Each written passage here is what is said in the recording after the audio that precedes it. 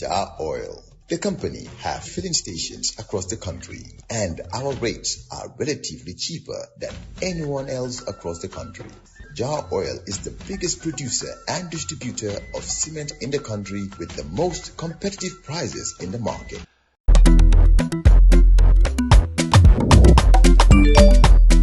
Axel jam si Wave. Yo, apply. Yo, luta do de. Luta mo nulo jël moto nga andil ma xaalis. Hello? Bisul mu fine. What? Bisul mu fine. Oh, yes! Wave Axina Gambia. Deposit and withdraw money, pay bills and buy mobile credit without fees. Transfer money wherever in the country for only 1% fee. At Wave. Bisul mu fine? Wave. Your money is yours. Thanks for joining us on Coffee Time with Peter Gomez this Monday, the 30th of June 2025. Next on the program, something that has never happened in the 10.5 years of Coffee Time. I'm joined now by a military man, no ordinary military man. He's the acting public relations officer of the Gambia Armed Forces, Captain Kemo Kanuteh. Captain Kanuteh, welcome to Coffee Time. Thank you very much, Uncle Peter, for having me. It's a pleasure to be here. And we send compliments from the Chief of Defense Staff, Gambia Armed Forces. Fantastic, nice man. Yeah, we send compliments back. Let's start with a general update on what's going on at GAF, in general. Not just at GAF headquarters, but, GAF up and down the country. Thank you very much, Peter. As you may be aware, the Chief of Defense Staff currently concluded his annual tour of military deployments. He went across the country, starting being in two phases. The first phase was from Banjul. He crossed over to the ECOMIG base at Bara, through which he continued up to Fatoto and then came down. And then the second phase also took off, and it's also successfully done. Okay, and what was the purpose of this, nationwide tour, countrywide tour? Yeah, the objectives of the tour are, first of all, for the CDS himself to gather first-hand information on the working and living conditions of the troops under command, and also to express his appreciation to personnel for their commitment, their professionalism, and the sacrifices that they are doing in the safeguarding of the sovereignty and territorial integrity of the nation. But it's also to motivate the troops and inspire confidence in the leadership of the armed forces. But he was also out to share his vision, his policies, and the strategic plans that he had aimed for transforming GAF into a more agile, professional, and mission-ready force. But alongside, the CDS also meets stakeholders that are where all these deployments met the security chiefs of the sister security services. He has also met the ECOMIG community elders. All this is also geared towards, first of all, looking at interoperability when it comes to the operations of the Gambia Armed Forces and the sister services, the police, the immigration, the GRA, and even the ECOMIG too. But most importantly, Peter, it is also to meet the community elders, because wherever the troops are deployed, obviously they work with in communities. They work with people in the communities. Now, the CDS wants to know first-hand information.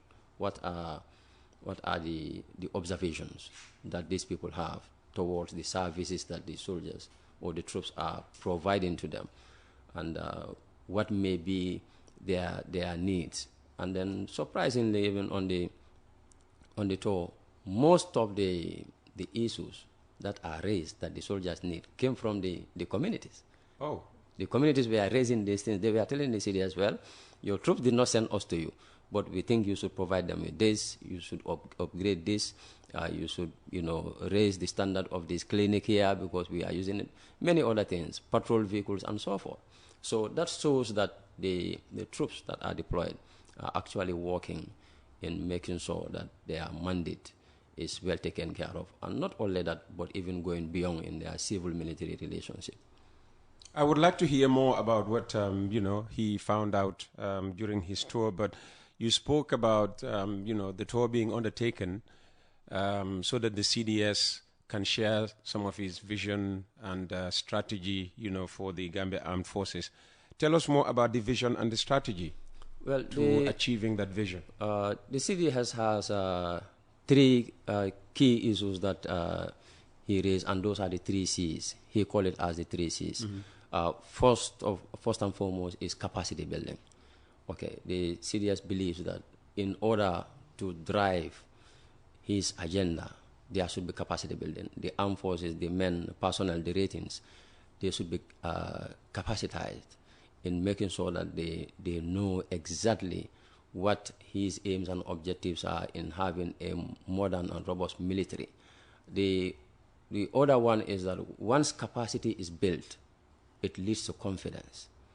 So that will build the confidence of the troops under command.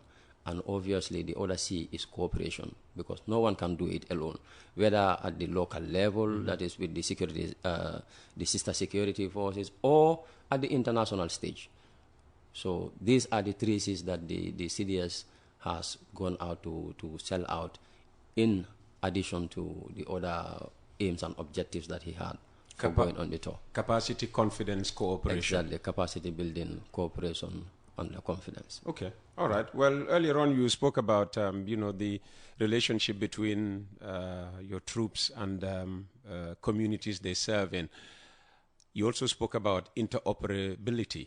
I suppose that would mean, cooperation among the different security agencies and units and all of that. Indeed, and being able to work in tandem. So how does the Army ensure that this happens, that you are able to work in tandem with the other, security agencies? Okay, there is already a modus operandi in place, whereby the personnel of the Gambia Armed Forces that are deployed across the country have joint patrols with the sister services. You will recall the last time, even when we are in Basse, they go on patrols with the sister security services. We also have a joint patrol with the ECOMIG and our Senegalese counterparts, where we patrol the borders together in a parallel form. So that is the objective of having this look into interoperability when it comes to working hand in glove with the sister security services or our neighboring countries and the ECOMIG. The relationships between the Gambia Armed Forces and ECOMIG, as well as Senegalese troops, are very important, because people talk about these, all the time. This is an opportunity to educate us, inform us about the working relationship, if there is any, between GAF, ECOMIG, and Senegalese troops. Thank you very much, Peter. I think these are some of the areas that people have some misconceptions, or they misplace some of the information that is out there. Okay, but the Gambia Armed Forces has a very cordial working relationship with the ECOMIG and also our Senegalese counterparts. Okay, ECOMIG has a mission. They have a mandate in the country, which they are serving. And their mandate include the protection of the presidency, the protection of key government personalities. And this is not done in isolation with the Gambia Armed Forces. The Gambia Armed Forces is also having its national mandate, which it is doing hitch-free, without any interference from the ECOMIG. So in terms of our working relationship with... Just as you were clear with the mandate of the ECOMIG, can you be clear about the mandate of the Gambia Armed Forces, ECOMIG, to provide protection for the president, even if in collaboration with the Gambia Armed Forces? But we know clearly that their prime mandate is to provide protection for the president. What about the armed forces of the Gambia? The armed forces also has the same mandate, or one of its mandate is the protection of the presidency. Peter, if you look at the security detail of the president, you will see that we have Gambians on the detail. The senior officers on the president's security, we have Gambians there. Everybody knows what you are supposed to do, and everybody does it hitch-free. This is why you will never hear any friction or whatsoever. So we have our soldiers at the State Guard. The State Guard battalion is there. We have a State Guard commander who is a personnel of the Gambia Armed Forces. Okay, when they have their meetings, when the Security Council meets, you will never see an ECOMIG officer or soldier come near to those places because it is not for them. So there is no, how to call it, there is no conflict when it comes to each and everyone doing their role. And this is what is happening. Okay, we deploy to Sudan. The Gambia Armed Forces deployed to Sudan. The Gambia Armed Forces had deployed to Liberia. The Gambia Armed Forces, we deployed to Guinea-Bissau. Okay, so we understand that, you know, this is an African Union force. Likewise, how we are deployed is how they are also deployed. And every soldier wants to go on mission. They are on a mission, and then we respect what they do. We work together. At times we share information. The CDS, when he was on the tour, he visited their headquarters. And this also ECOMIG headquarters. ECOMIG headquarters. Okay. Even when he went to Kanuteh, he visited the Senegalese troops that are stationed there under the ECOMIG, and where he was briefed on their operations and whatsoever. So that shows that there is no friction as people may think or whatsoever. Everybody have a role, and everybody is doing their role as it is supposed to be. And you were saying all suggestions that the Gambia Armed Forces has been sidelined when it comes to providing protection for the president and even getting attention from the president is concerned. You're saying that all that is misreporting, misrepresentation. It's misrepresentation, and it's false. The aide-de-camp of the president, the ADC, is a Gambian military officer, and the ADC is one of the closest people to the president, and Major Nyang, he's a Gambian. So there is nothing like that. I think maybe it's because of the understanding of people. That may be or maybe lack of understanding of the people. Something like that. And maybe that is one of the things, your presence here will clear this morning. Let's go back to the CDS's tour, because it was very important that he undertook the tour to find out, what the needs of his men and women in uniform are. What are some of these needs?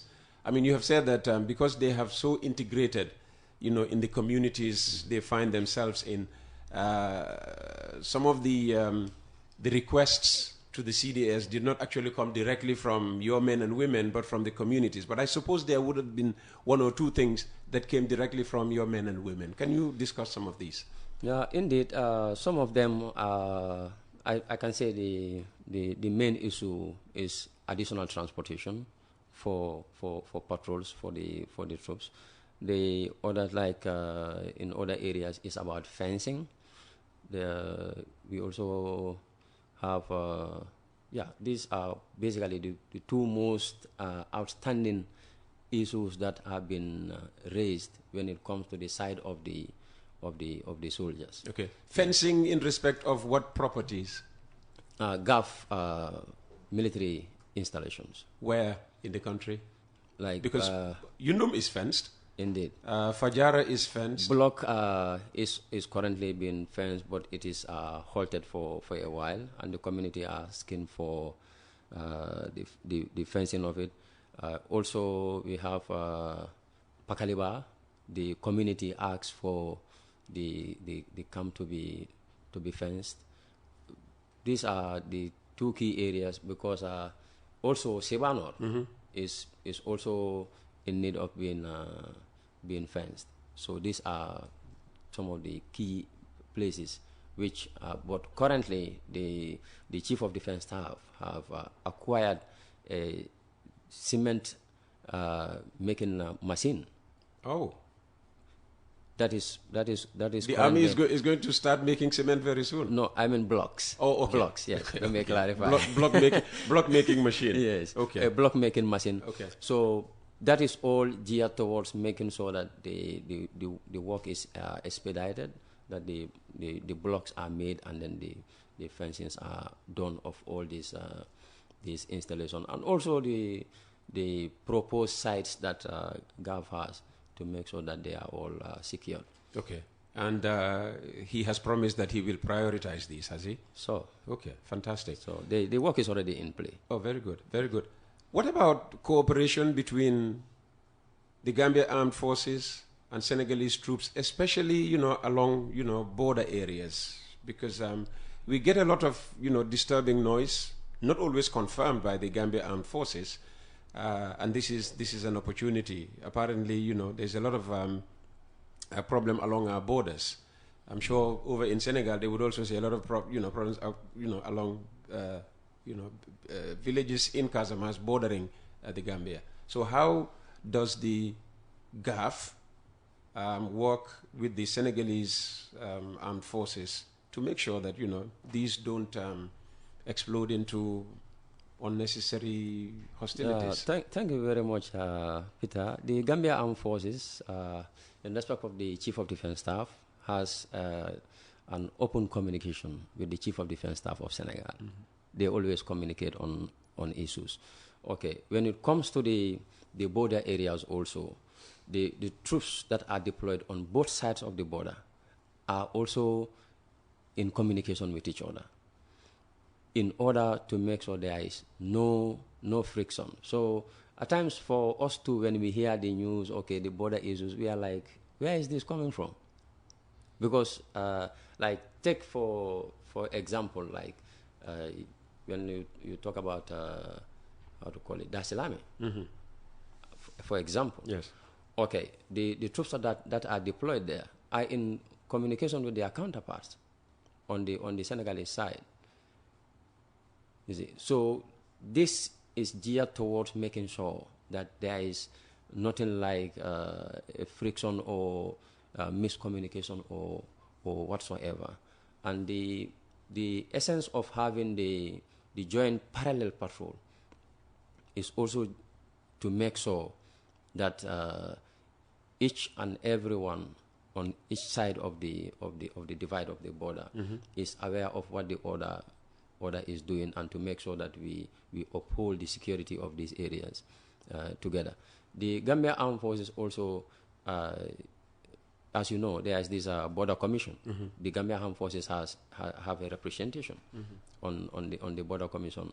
So there is communication at every level, and we also have this security committee, border security committee that the army has with that of the Senegalese army, which includes the Chief of Defense Staff, the Army Commander, Brigadier General Seth Njai. Mm-hmm. All of them are on that committee. You also have another general committee which involves all most of the sister services of both countries. So there is communication at every level to make sure that there is no mishaps or any form of that. So we are very comfortable, and I think it's because some people may not understand, so they will just come up with anything. Obviously, it's social media. Anybody can put anything that you want. Military issues are best understood by the military themselves. This is why, your presence here this morning, will help clear a lot of misconceptions. And when occasionally you have problems, between border communities, is that always, something for the military to solve, or does the police occasionally have a hand in it, or the customs, or maybe even drug law enforcement? Because you find all these different security agencies along our borders. Yeah, it has never come to my knowledge when something like that has happened, mm-hmm. ever happened, where the police or the GRA has to come in. Though they are doing all of them are doing their functions hitch-free in all these areas, and then most of the issues that may have happened were amicably tackled by the Gambia Armed Forces, because we know that the commission is there, the border commission is there, so they are there to map out the border. And as the CDS has mentioned when he was in block to the community, that he told the elders to allow the border commission to map out, because some of the pegs, Peter, they are far apart, far from each other. Okay, so now what they are trying to do is to make sure to reduce that gap, so that the border is going to be fully marked. Okay. And then everybody is going to know, okay, this is where the border stops, these are the pegs. So this is what is ongoing. I think we need to give chance to allow, because the borders are clear. We know they had been there since colonial times. The maps are there, everything. So it's just a matter of being patient for us to allow the border commission to do its job, map out these borders, and then everybody will know, okay, this is where the border stops. So the CDS was even assuring those on the borders that those who may have farms on the Senegalese side, that you don't need to worry. Some people are in the Gambia and they have landed properties in other countries. Yes. So it is only making sure when the border is marked and you find that your farm is on the other side, you only need to do the right documentation to show that, okay, this is your land, and then you can be crossing over, walk on your land, and then you come back. Okay. Yes. So everybody who has land as it is now will be in a position, to maintain that land. Just So you only have to do the right documentation for it based on the laws of the particular country where it follows. Of course. Jar Oil, the company, have filling stations across the country, and our rates are relatively cheaper than anyone else across the country. Jar Oil is the biggest producer and distributor of cement in the country, with the most competitive prices in the market.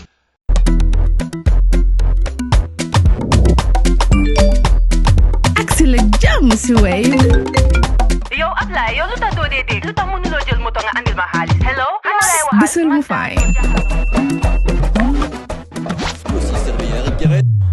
What? Bisul mu fine. Oh, yes! Wave Accina Gambia. Deposit and withdraw money, pay bills and buy mobile credit without fees. Transfer money wherever in the country for only 1% fee. At Wave, Bisul mu fine. Wave, your money is yours. We're talking to Captain Kemo Kanuteh. He's the acting public relations officer of the Gambia Armed Forces. He is making history, the first military officer to be live on Coffee Time with Peter Gomez. Your boss has been on past editions, but that was always recorded. How is he, by the way? He's doing very well. Fantastic. He's doing very well. We are proud of him. Let's go back to the CDS's tour. There was talk of soldiers requesting for uniforms, not being, properly kitted out. What can you tell us about that? Well, Peter, the Gambia Armed Forces, the Army in general, is a very organized institution. The Gambia Armed Forces, no exception. The Gambia Armed Forces has a uniform policy. Okay, the Directorate of Logistics and also the GAF ordinance are responsible for all these kits. Okay, what happens is that in the policy, each soldier or rating is entitled to 2 uniforms. So when you say rating, that's another word for soldier? No, those in the Navy. Okay. Those in the Navy. Okay. Each soldier is entitled to 2 uniforms that are going to be issued within the period of 2 years. Those 2 uniforms are to serve you for 2 years. When the 2-year elapses, there is reissuing of uniform again. But the CDS, being so generous, has this understanding that any soldier whose uniform becomes worn out, you can take that uniform to the GAF ordinance to show them that, okay, this is my uniform and it is worn out, and then they will issue a new uniform, even when the 2 years have not elapsed yet. But then the policy is, after every 2 years, uniforms are issued to each and every serving member of the Gambia Armed Forces. Sometimes when there are parades, uniforms are issued at times, or sometimes it will be loaned out. When people travel for courses, sometimes they are issued uniforms. So that is not a problem in the Gambia Armed Forces. It's just the policy. The policy is 2 uniforms, 2 by pairs of uniform over 2-year period. Okay. Yes. And does a soldier at any point have to pay for new uniform? No. Okay. It's zero cost to the soldier. Everything is put by the Gambia Armed Forces and the Gambia government. All right. Well, one of the things that emerged from his tour was this quote-unquote shoot-to-kill policy, even though he might have said shoot on sight. What did he say, and what did he mean? Because the way it came out in the media and commentaries by pundits, he was literally giving a carte blanche to the army to just shoot as they like. Well, the statement was first mentioned when the CDS was in Kerpate. Kerpate is a border village in Nyomi, where he gave the order to the troops to shoot to kill. Okay, the shoot to kill, Peter, those areas, especially Kerpate, have been plagued by armed robbery. Most of the time, these armed robbers will wait until the lumos, and they will come and pounce on innocent civilians, take all their merchandise, take all their money. The businessmen around the area have suffered, from these issues. Okay, so what the CDS meant to say is that once the soldiers, the troops that are deployed to these areas, see an armed robber trying to rob a Gambian citizen of his life savings, the CDS is ordering for the troops to shoot to kill. But the soldier in the Gambia Armed Forces is cognizant and conversant of the rules of engagement. It's not like you're just going to, be looking around and then you see someone and just open fire. No. There are rules of engagement. The soldier is conversant of the international humanitarian law, laws of armed conflict. All these things, the personnel of the Gambia Armed Forces are well aware. And each soldier, Peter, is issued with a green card. We call it as a green card. This green card guides each soldier at the point of duty in what you are supposed to do, the procedures that you are supposed to follow in such cases. So even if an armed robber is seen in action, it doesn't mean they are just going to open fire like that. But there are procedures. And these procedures are from ordering the person to lower his or her weapon, okay, going to the extent of giving a warning shot. All these things are in place. So there is no fear in this statement. And what the CDS meant is true, because the Gambia Armed Forces is also here to protect the lives and properties of the citizens. So we cannot all be standing by and seeing these things happening. At the meeting, the chiefs of central and lower body were all there in the meeting, and they applauded the CDS for mentioning something like this. But it is not for the soldiers to just be wandering around and then shooting and killing people. There was a video going around of 2 disaffected soldiers complaining about late salaries, and one said, imagine, not only is the salary insufficient, but you don't even get it when you're supposed to get it. Family, people like us. So the time comes to pay school fees or buy rice for the family, and there's no money. Meanwhile, you're going back and forth between, your station and maybe where you get your pay. I mean, was that accurate? I mean, our salary is usually paid late by the Gambia Armed Forces. Well, these are very interesting revelations. Okay, but then, but I know you have. Are they revelations or allegations? Allegations. Okay.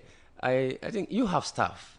Okay, I just want to bring it down. Yes, sure. Mm-hmm. You have staff working with, and you pay them. Yes. And there is a particular day within the month that which you pay them. Mm-hmm. Okay. Before that day comes, like let's say, for example, you pay them every 30th. Yes. Or from the 25th going up to the 30th. Mm-hmm. Okay. If one of your staff goes to the bank around the 15th for salary, he does not expect to find salary in the bank. They wouldn't, yes. Okay, they tell you salary is not in, you go home and come back on the 20th and say, I come to see whether salary is in. It will not be there because that's not the time for the salaries to be paid. Everyone knows when salaries are paid in the country. Normally from the 25th going to the 30th. And there have not been any given time, Peter, that the salaries of soldiers are late in coming. Salaries are always on time. But if you go to the bank before the salaries are paid, obviously the tellers will tell you there is no salaries paid. And this is how some people go and take overdraft. So that is just the simple issue. And in terms of the payments, maybe I think you may be aware or maybe not. The Gambia Armed Forces has a revised terms and conditions of service. We call it as the TACOS. The terms and conditions of service.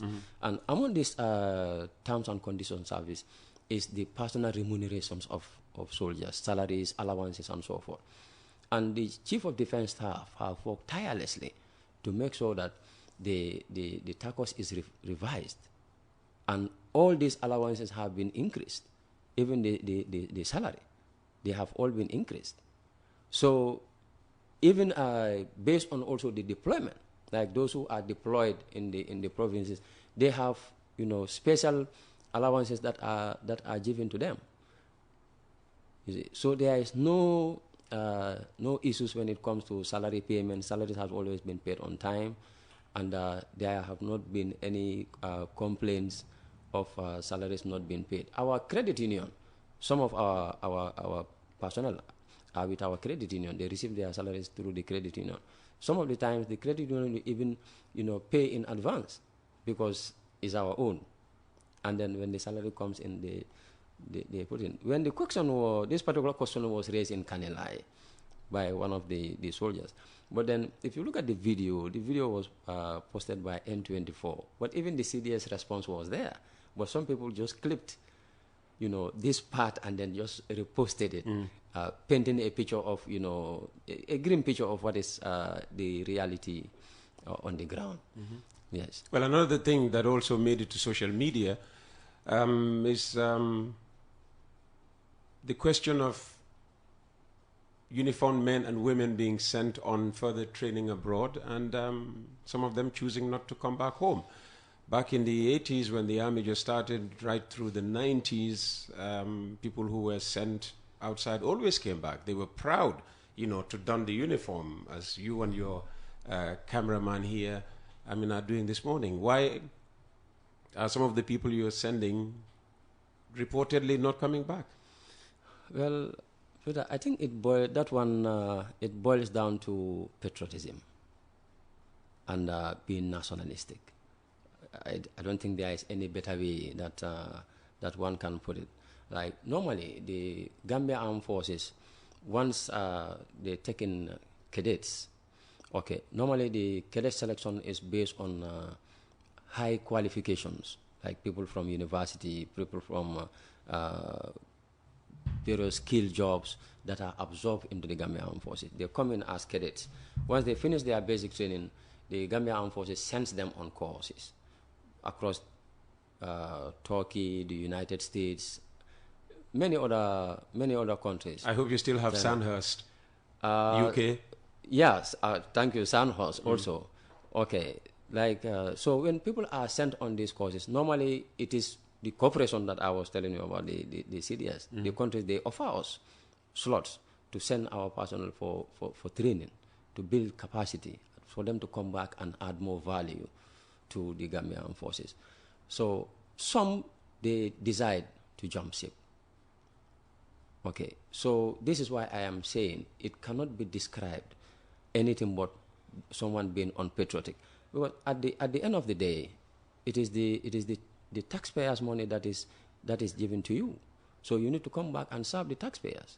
If you feel, okay, you've gone out there, you've seen greener pastures, okay, then you don't want to go, then what can we say?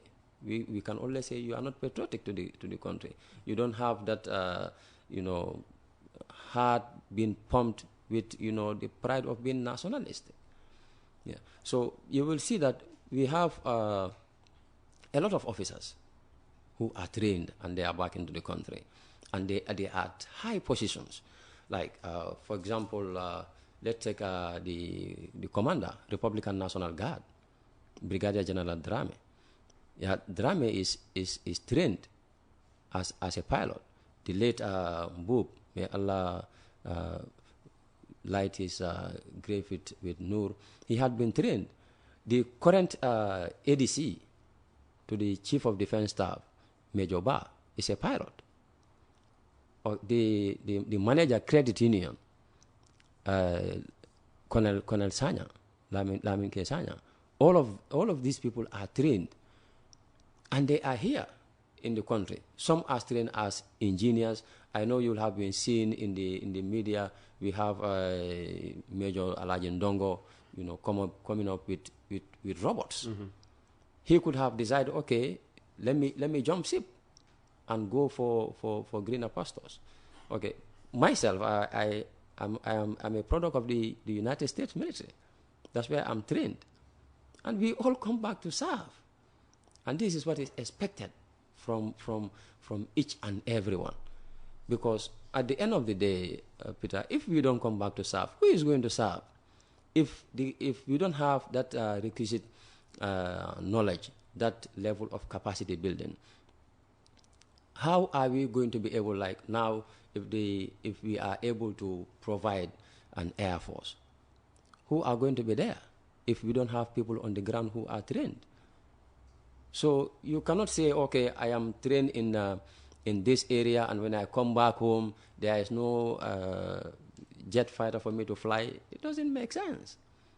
You look at the Chief of Defense Staff on the tour was mentioning to the troops that the wish and will that he has for the personnel and the development of the Gambia Armed Forces, he wishes that that amount of money is available. We all know the Gambia. He can just walk across to State House and ask the president to give him that money. Exactly, but then the country's endowment comes to play.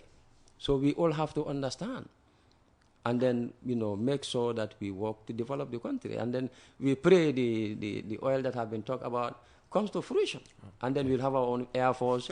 Even the uniforms, we can be issuing uniforms every year. Yes. Fantastic. Well, we hope that the oil emerges. What about talk that there is tribalism and there is a purge of a certain tribe, Jola? I can go straight to it, and people aligned to our former president going on in the army. Well, these are all allegations, Peter, and then I will give clear examples. Mm-hmm. Okay. Now, if you look at the hierarchy of the Gambia Armed Forces, okay, I wish I could have shown you. Okay, you will see that most of the senior officers in the Gambia Armed Forces manning key positions are Jolas. Surprise, right? Yeah, absolutely. Good. Let me name a few. Okay, like the current Inspector General of the Gambia Armed Forces is Colonel Dembo Jaju. Currently, our military officer representing us in the United Nations, I know maybe you may know him, Colonel Sane. He's a Jola. So when people talk about issues of tribalism and so forth, there is nowhere in the Gambia Armed Forces where these things are manifesting. Across the board, you come to our deployments. You meet senior officers who are there, officers who are manning key positions, and there are Jolas, we have Mandinkas, we have all tribes, Manjagos, mix. The deputy CDS is a Manjago. So yes. Usman. Yes.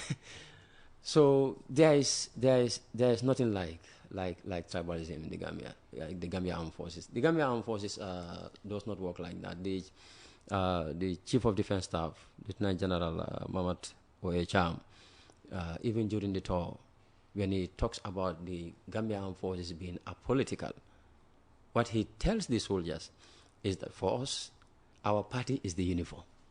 Our tribe is the uniform. Everything about the Gambia Armed Forces is the uniform. Yes, though as citizens, we are also entitled to our universal adult suffrage. Absolutely. So soldiers vote. Exactly. Just like journalists Thank vote. you. So we go in there, cast our ballot, and then we are out. But we don't belong anywhere. Yes. Absolutely. We have seen in the past also that the Gambia Armed Forces provided service, to the people. I think there used to be a school at Yundum that people around the neighborhood, Lamin, Banjul, Nding, would attend, and they don't necessarily have to be children of soldiers. Right. And also, medical facilities. I mean, is the GAF, the Gambia Armed Forces, still offering those services, and how have they improved upon these services? The Gambia Armed Forces have been offering, and they are still offering. The Gambia Armed Forces is even offering more than what you've just mentioned. Let's talk about the GAF educational service. The Gambia Armed Forces have made sure that it has a chief education officer. And we have schools across.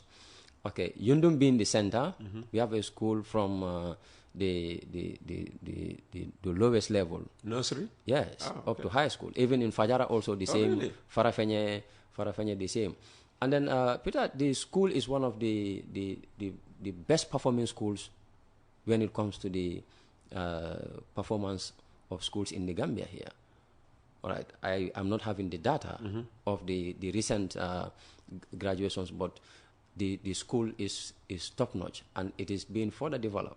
And the Chief of Defense Staff has also currently set up an ad hoc committee, because the Gambia Armed Forces is even intending to further develop, going into providing a further educational services in terms of technical, which is already in play, and the ad hoc committee is working tirelessly. It is headed by the GNA commander, Brigadier General Saint Jai. All these things are in play, and the Gambia Armed Forces is not going to stop at that. The Chief of Defense Staff, when he went to Mauritania just recently, sometime back, he went to Mauritania. These are some of the areas that he had visited to see how those people are doing, and to copy and bring home some of these things to develop or to build the capacity of our own technical people. And at Yundum, the CDS, let the cat out of the bag, that the Gambia Armed Forces is also expecting machinery, which the Gambia Armed Forces Engineering Corps can use. As you know, they are already into doing a lot of building construction, so they can even go into road constructions and so forth. Well, you hear that in Egypt, most of their roads are maintained by the army. Indeed. So you see that the 4C of the CDS, which is capacity building, these are some of the areas in which the CDS is trying to make sure the level that the Gambia Armed Forces reaches. And that cannot be done when we don't have the right capacity. Currently, one of our personnel is attached to one of the road making companies to go and learn how to operate those machines. Okay, how about if he chooses to say, okay, these people are paying me more, than the Gambia Armed Forces. Let me just leave. Then there's what are the chances of that happening? Well, I will say no chances. He's coming back. Okay. Yes. What about on the medical side? There was a time when people trusted, the Army Medical Service more than even the the mainstream. Thank you very much. The medical services is also the same. Okay, when the CDS was on tour, these are some of this is another area where the population or the civilian population was asking the CDS to boost for them, because you will see that whatever they need in terms of medical services, they come to the camps to see our medical personnel for their conditions. And even in the times when they are supposed to be referrals, you will see that our troops are the ones that provide vehicle to make sure that these referrals are done, no matter what time of the day, no matter what time of the night. Yeah. So that is why I was telling you that the civilians in this area, in those deployments, were even the ones who are asking for more from the Chief of Defense Staff. Some of them are asking for them to be even upgraded. You see that our medical service in Yundum is open.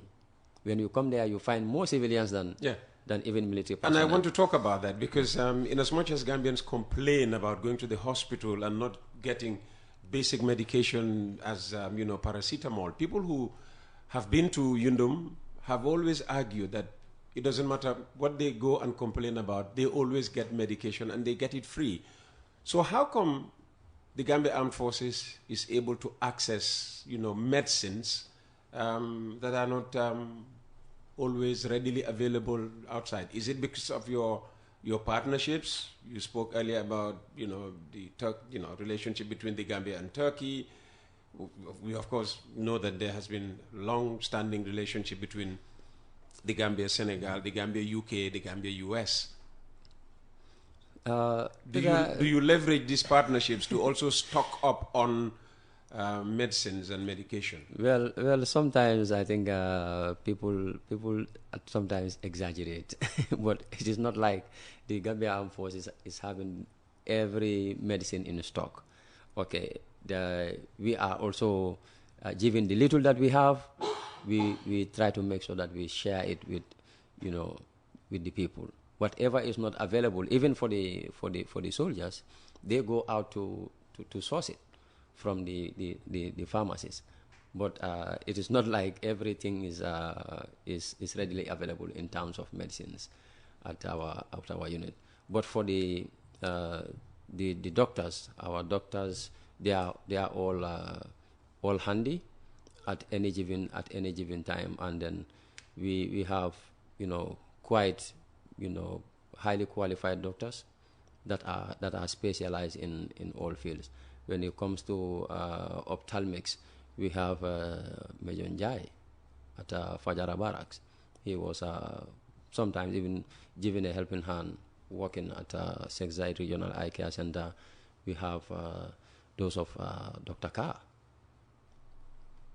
We have Dr. Ines.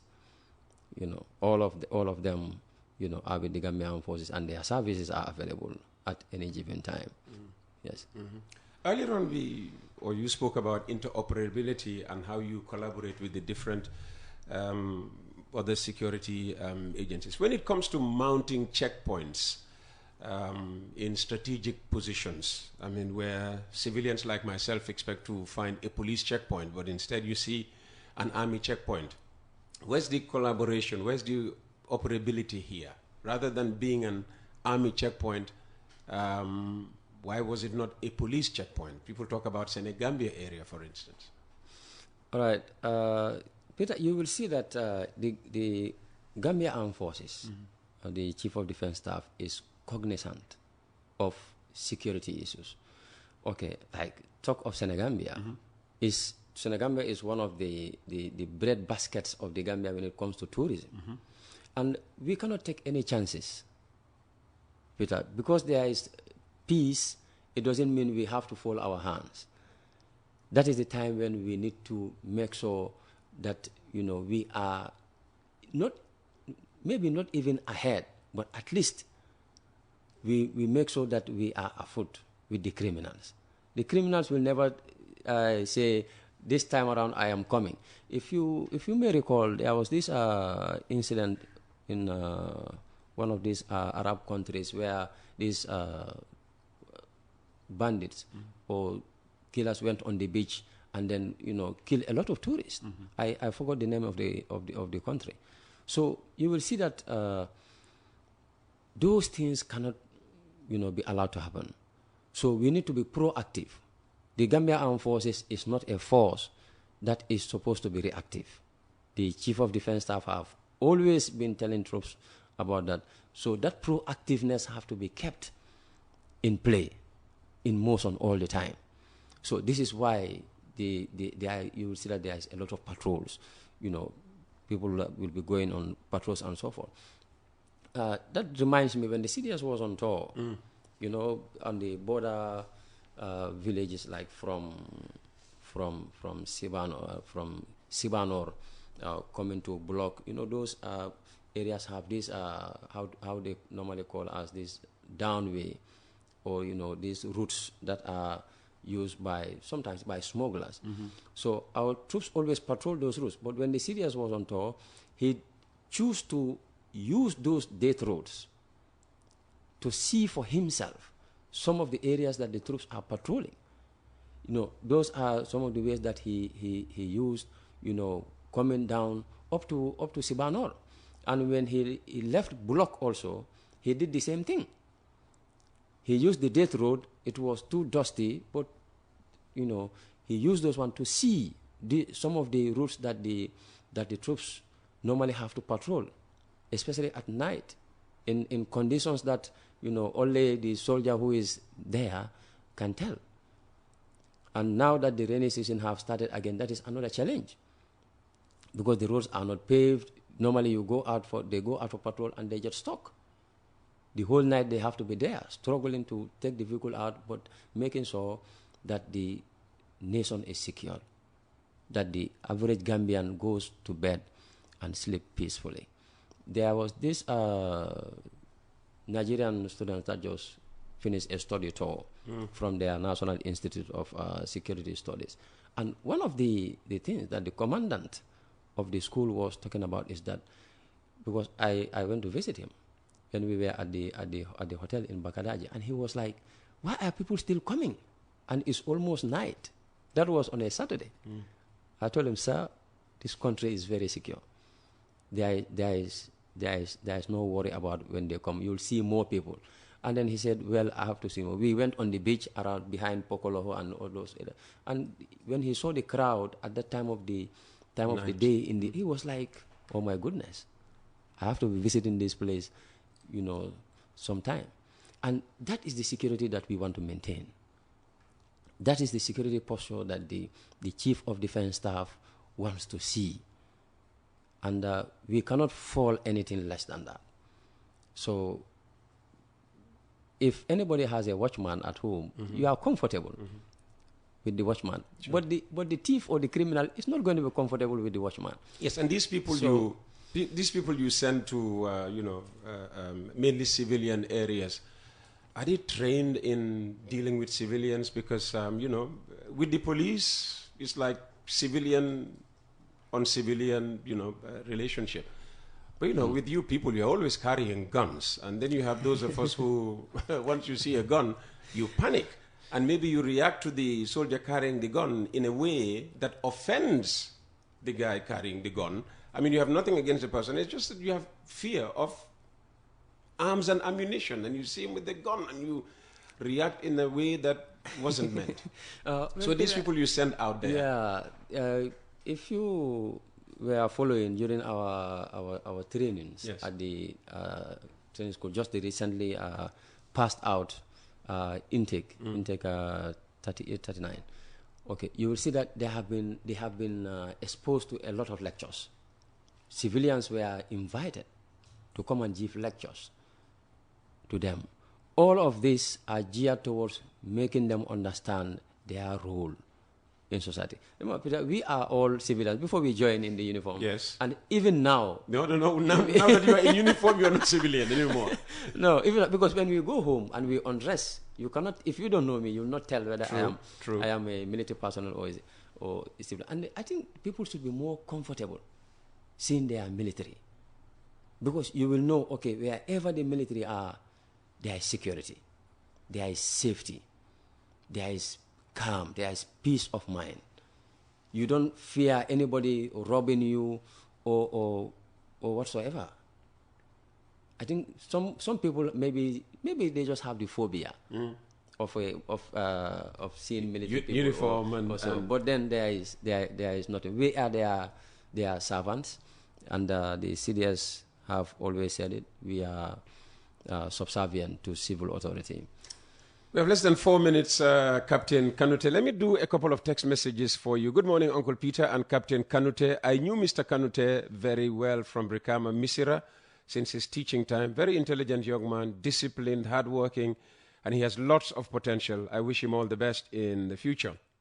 Can you ask him why we don't have our Gambian soldiers as close protection to the president and his family? And did the president travel with Gambian soldiers outside the country? Not his ADCs, but bodyguards. Thank you. It's a question coming all the way from the UK. The number is a UK number. Okay.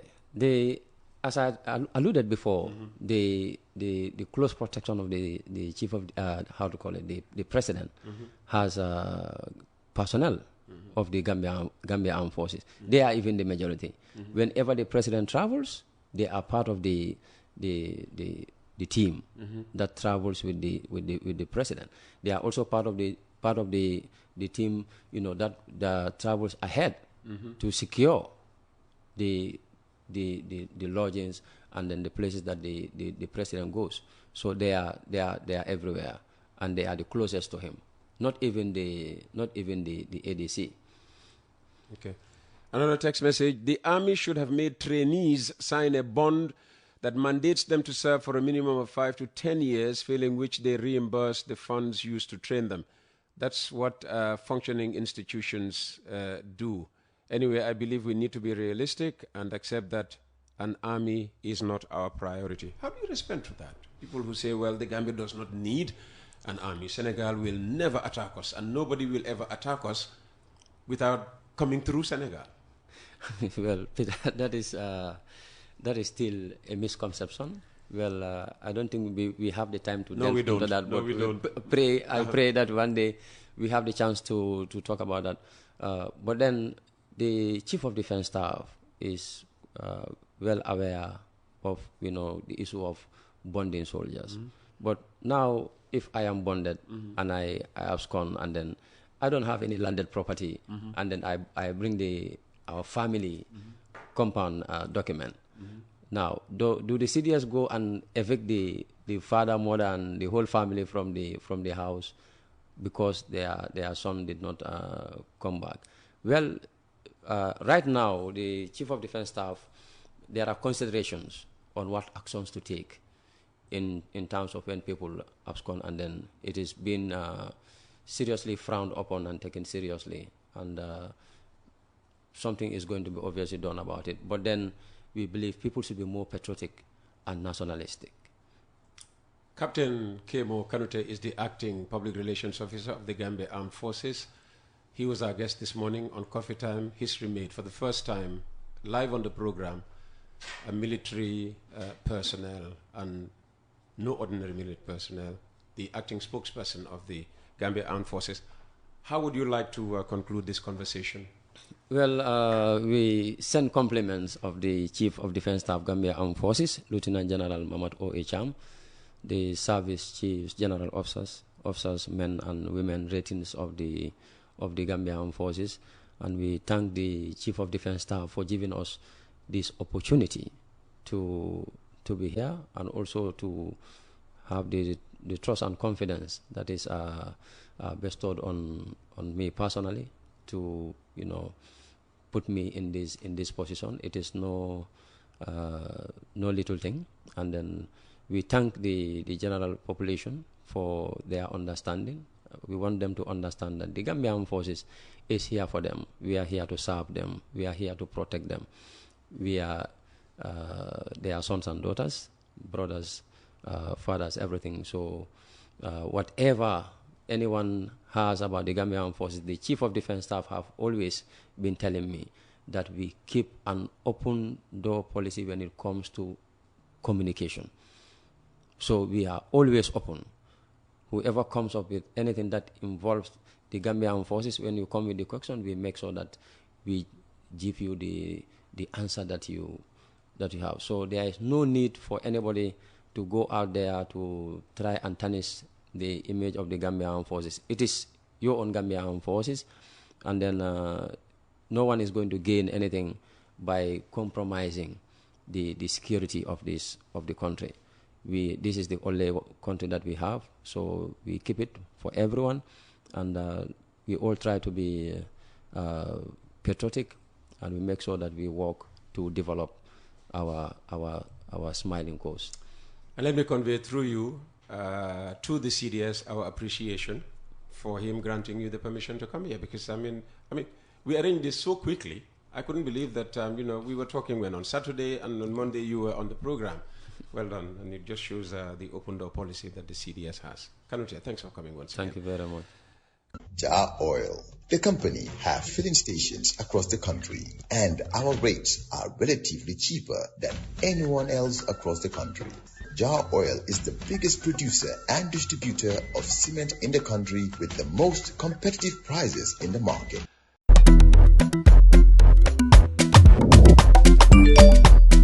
Excellent jam, si Wave. Yo, apply. Yo, luta do dede. Luta mo nulo jël moto nga andil ma xaalis. Hello? Ano lay waxal? Bisul mu fine. What? Bisul mu fine. Oh, yes! Wave Gambia. Deposit and withdraw money, pay bills and buy mobile credit without fees. Transfer money wherever in the country for only 1% fee. At Wave, Basel Mufine, Wave, your money is yours.